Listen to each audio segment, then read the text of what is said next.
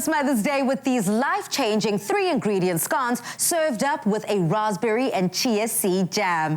Now, Sarah, this is the very same raspberry and chia seed jam we used at the top of the show for those incredible breakfast bars. Exactly. It is one and the same. And like I said, we can't live without it in our house. There are so many different things to put it on, and it's delicious. So they are the perfect thing to crown these life-changing scones.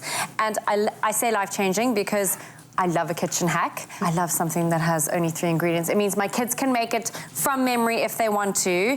And we have got 2 cups of self-raising flour, 1 cup of cream, and 1 cup of lemonade.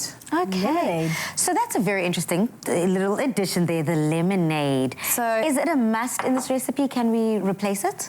It's fairly essential because it's giving us fizz, which is going to get the scones to rise, and it's giving us sweetness in the sugar that's in the lemonade. So it's kind of 2 ingredients in one. It's iconic, honestly, right? It's a must-have in this recipe. Okay, I like that. And when it comes to scones, you know, a lot of people have come onto the show, have tried their unique recipe when it comes to making scones for yourself. What are those top tips when creating a scone that does not make it too dry, but it still is, you know, essentially a scone at the end of the day? So, I mean, this would probably be my top tip. The lemonade.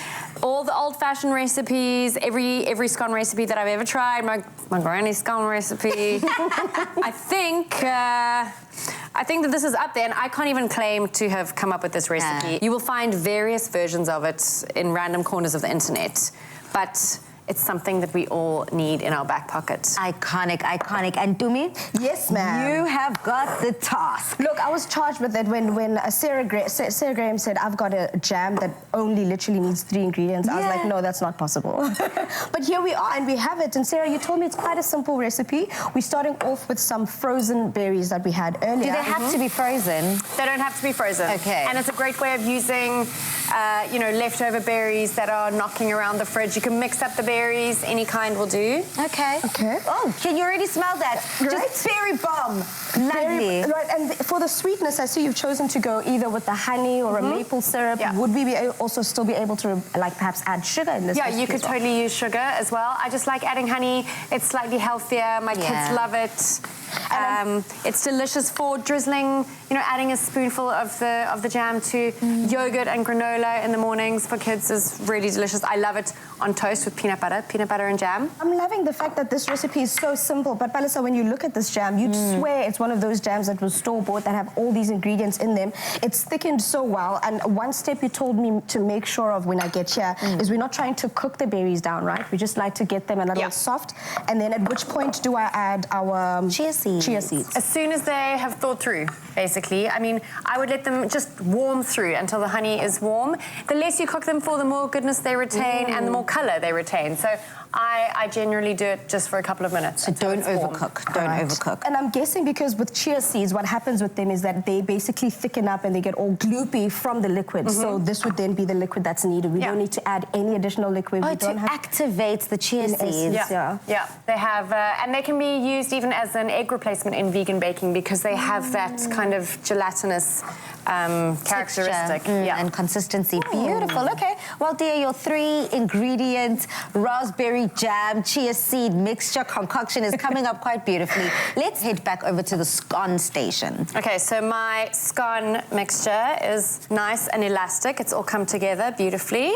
And I have got a cookie cutter. I'm just dipping it in a little bit of flour. Okay, so it doesn't stick. And then we have a cute little scone. Wow. So we cut out about 8 of those, depending on how thick you want them. And you lay them all in neat little lines, a whole army of scones. Brush the tops with some milk and then bake them at about 220 degrees for about 15 minutes until they're golden. Wow, it tastes incredible. Okay, I mean, I like a good sweet and savory mixture.